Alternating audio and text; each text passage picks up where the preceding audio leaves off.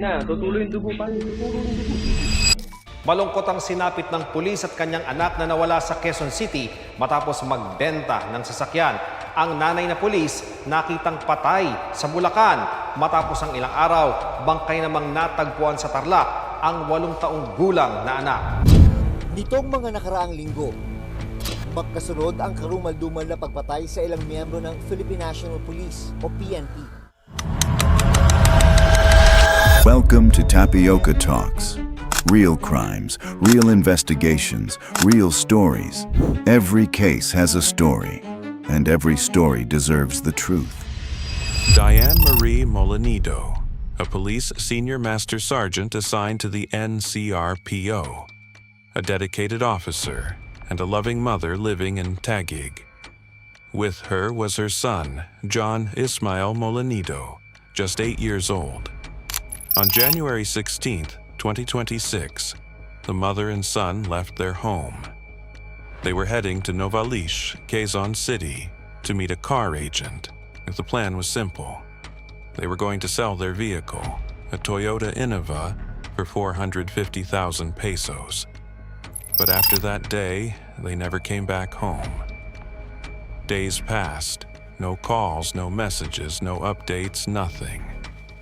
On January 19th, they were officially reported missing.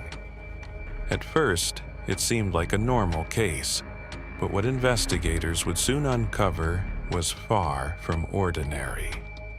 On January 24th, a body was discovered in a creek in Pulalan, Bulacan.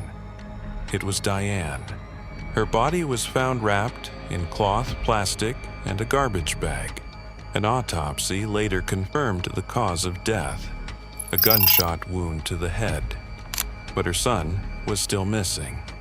5 days later, another heartbreaking discovery was made in a calamansi farm in Tarlac. The body of her 8-year-old son was found, wrapped in plastic, left alone in a grassy area. The cause of death, suffocation. At this point, it was clear. This was not random. This was planned. Investigators began to retrace the last known movements of the victims.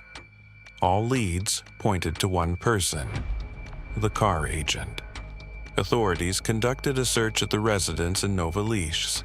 Using luminol tests, they discovered traces of blood in the bathroom, the sink, and the drainage.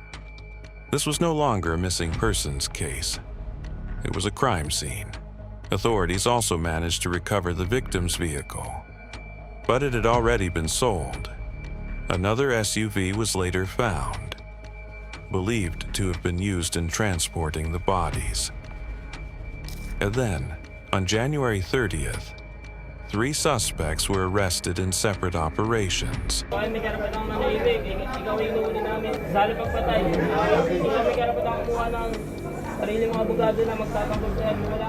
They were identified as Pia Katrina Chua Panganiban, Christian Suarez Panganiban, a dismissed police officer, and Gil Valdemoro D. Jr. Masok po ako sa bahay na yun, sa gate, sa garahe po ako. Tapos bigla na lang may kumatok sa gate. Pagbukas ko ng gate kasama ni Pia yung biktima po na isasabi po. Dumiretso po sila dun sa loob ng bahay. Tapos lumabas po yung asawa ng lalaki. Diyan ka lang, huwag kang aalis. Pag umalis ka, tulungan mo muna ako. Sabi niya sa akin. Hanggang sa lumipas po ang ilang. According to authorities, the motive was robbery. They planned to take the vehicle. Inside the house, Diane was shot at close range, and her son was suffocated. To silence him, police later recovered key evidence, mobile phones, cash, and they even searched for the weapon used in the crime. 2 innocent lives, taken in a planned act, all for a vehicle, all for money. But the question remains, was it worth it? And more importantly, was this just about money or something deeper? What do you think happened? Justice or something more? Let me know in the comments.